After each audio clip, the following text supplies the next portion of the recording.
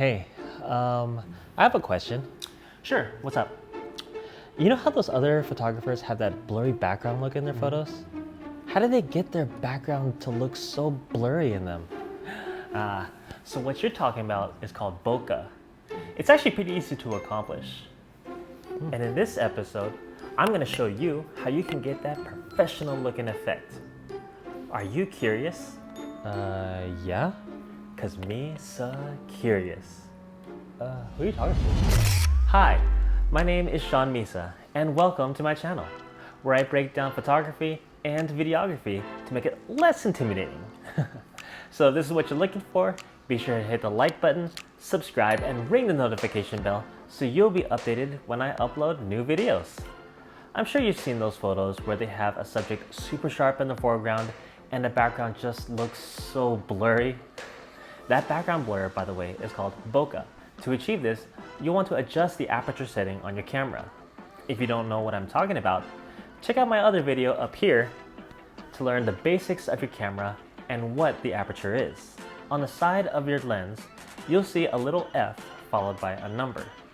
This indicates the widest aperture your lens can get. On a prime lens, these tend to have a wider aperture versus a zoom lens. The widest opening on mine is f1.4, meaning I can easily get that super creamy, bokehlicious background. This is great if you're trying to isolate the main subject from the background like this.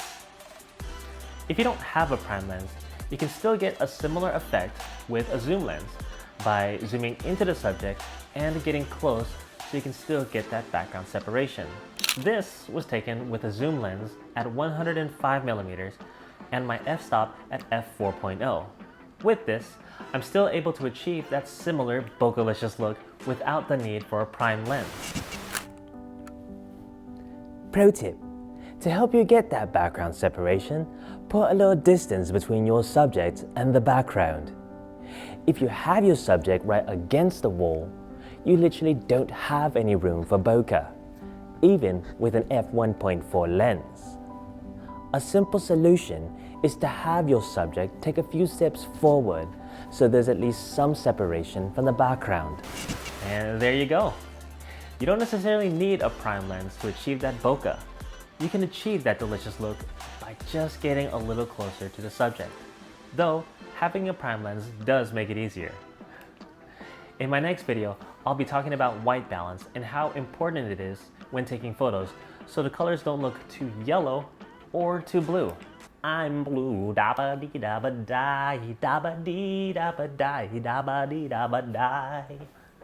I'm So be sure to like this video, subscribe with the notification bell turned on so you can be notified when the next video comes out. I hope this video helped you understand depth of field and how to get that blurry bokehlicious background. The best way to really understand how it works is to go out and play with your camera and lenses. If you have the ability to, test out different lenses and see how each of them work. Play around with your different f-stops.